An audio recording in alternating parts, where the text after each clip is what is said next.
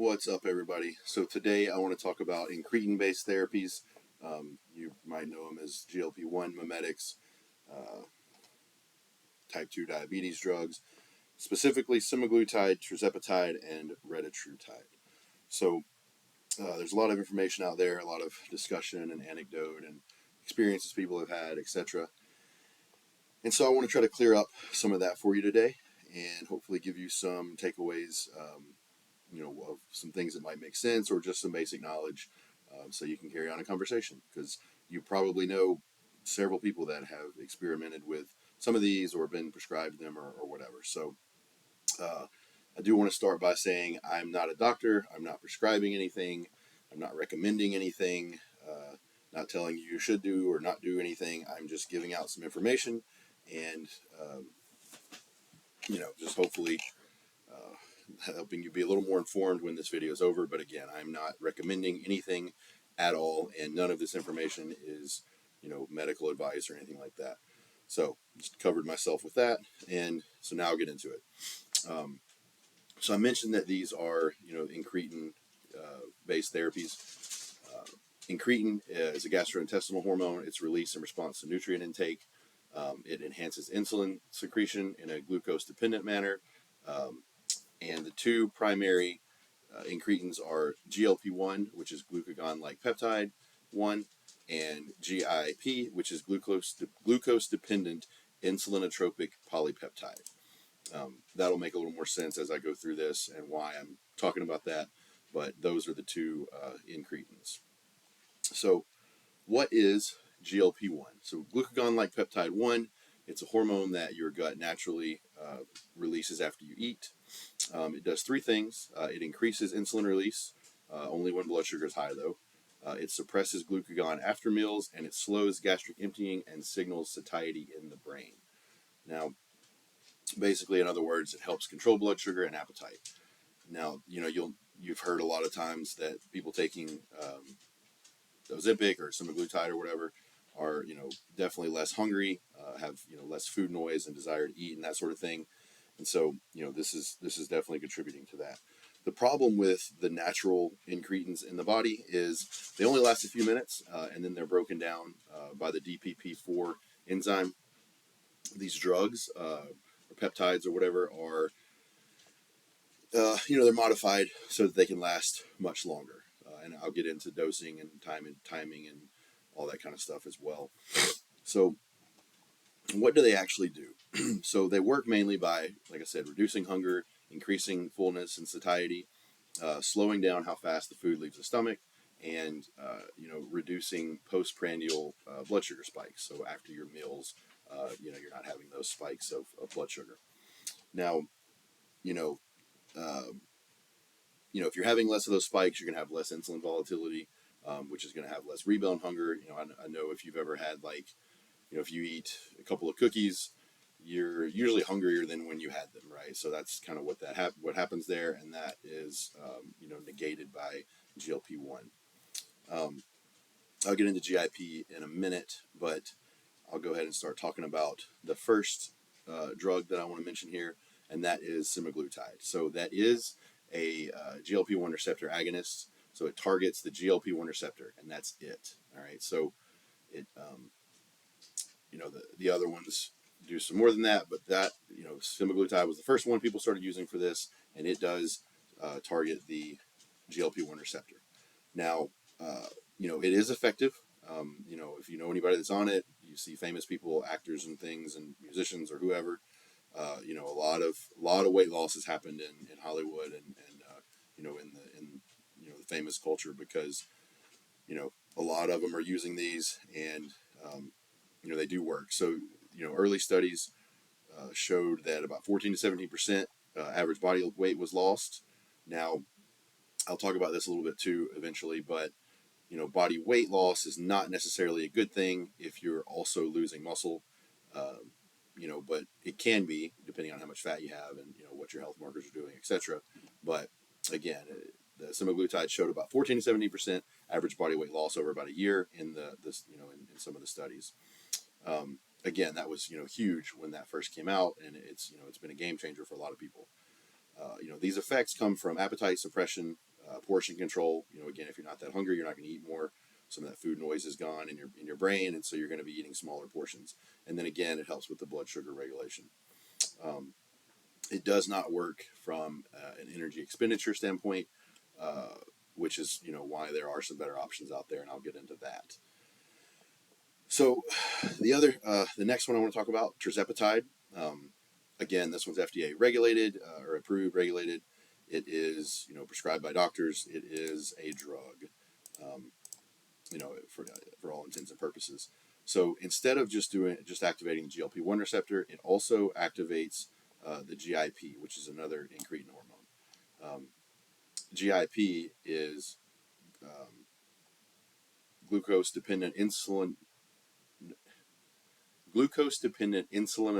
polypeptide. Sorry, I knew I was going to struggle whenever I got to that one, but that's the other incretin. Right, so GLP-1 and GIP.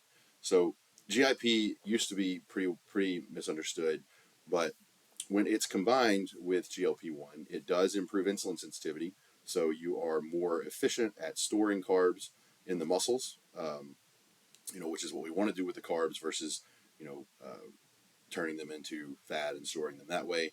So it does, which again, that's a whole other process I can talk about. It's not a super easy process for your body to turn blood sugar into fat, but it does happen. So ultimately we don't want really high blood sugar, and so insulin sensitivity is good for that because it will help with managing blood glucose and getting the glucose into the muscles and stored as glycogen.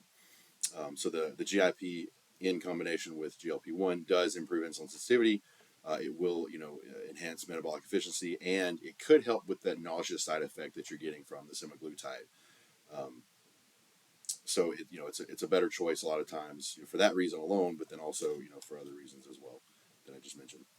Um, it does strongly signal through CAMP, cyclic adenosine monophosphate, which is it is the main intracellular pathway responsible for insulin release and metabolic effects. So again, it's working on the actual metabolism as well as appetite and that sort of thing.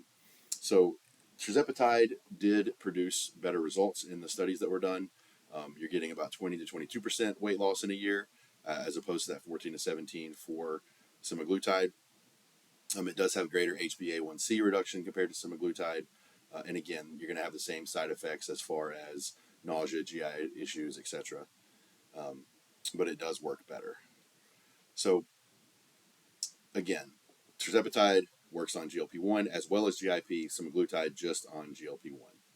Now, this is the last one I want to talk about, and the one that everybody is running to these days, and rightfully so, and you'll understand why in a moment.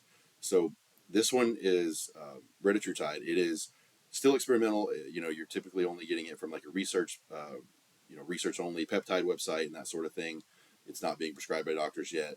It's not FDA approved, but it does seem to be the most effective, and have the least amount of side effects.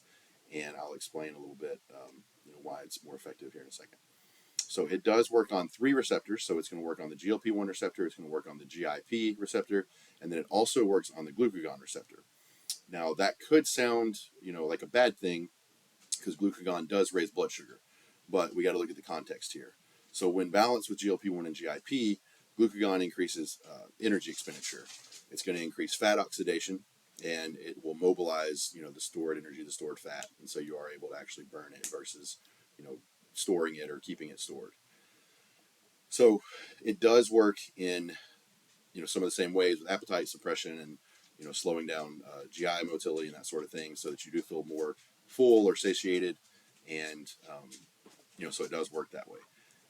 So basically you're hitting both sides of the equation. You're going to be eating less, and you're also going to be burning more calories in the process. So if you look at the numbers on Retatrutide, you're getting about 24% average weight loss over the year in the studies that were done there. So again, 14 to 17 for the semaglutide, 20 to 22 for the Tirzepatide, and then Reta, you're getting about 24%.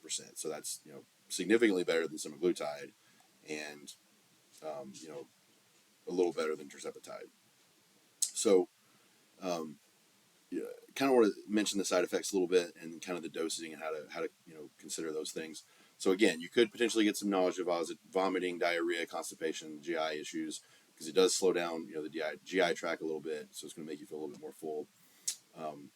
Now, this is dose dependent, just like most drugs. The higher you go, the more likely you are to have side effects. The key to these side effects or avoiding them is going to be slowly titrating your dosages up. Don't start with the maximum dose that everyone's taking. Don't start with the highest thing that you can or whatever can afford. Start small, see how you tolerate it, and then slowly titrate up. I'm not going to get into dosages or anything today, just because again, this is not a prescription or a recommendation, so I'm not going to talk too much about dosages. But I will say there's some debate over whether frequent injections or less frequent injections are better, and it's probably somewhere in the middle. Now, it stays in the system about 6 days, but I have spoken to people, and I've noticed myself, even when I did take some Retatrutide, it for me it's about 3 days when I start needing my next dose. I noticed a lot of the food noise and the hunger and those kind of things. When I first couple of days on the first dose, saw some pretty immediate effects, and then by about day 4, I noticed that I probably needed a second dose to keep it steady levels and to keep the effects coming. Now you could end up with a little bit more gastric side effect problems if you do dose too frequently. So that's something to consider as well. But you also don't want to dose it so far apart that you're losing the effects between dosages. Um, so um, basically, just to kind of summarize, semaglutide helps you eat less. Tirzepatide helps you eat less and use the nutrients better. And then the Reta actually helps you eat less, use nutrients better, and actually burn more in the process. So, again, this is a decision that you should make. Talk to your doctor. If you have a coach, talk to your coach. You know, make sure that you're making the right decisions about what to take, how much, and all that kind of stuff, and using it responsibly, titrating up slowly, all that kind of stuff. These aren't really things to just play around with, but they can definitely have some benefits. So, hopefully, this was informative. Um, at least a basic understanding of the systems and how they work, and what's different about the three main ones, or the three only ones really. So if you have any comments, if I said anything wrong or stupid, feel free to please correct me. Otherwise, if you have questions, anything I didn't address here, or anything that you'd like me to expand on, feel free to comment below. I'll respond to comments, or if it's something that could have another video that would answer it, I'd be happy to do that as well. So thank you guys if you stayed through this whole thing. I really appreciate it. And like I said, I'll be here if you have any questions or comments. And otherwise, I will talk to you guys next time.